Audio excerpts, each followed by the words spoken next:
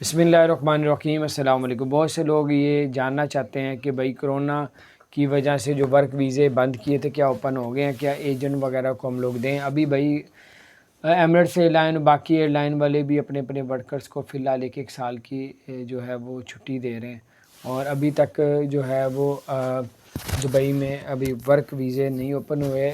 وہ آپ لوگ جو ہے ابھی نہ کسی ایجنٹ کو پیسے پاسپورٹ دیں تاکہ پھنس نہ جائے، کیونکہ وہ دے ہی نہیں رہے تو کہاں سے لگوا لے گا۔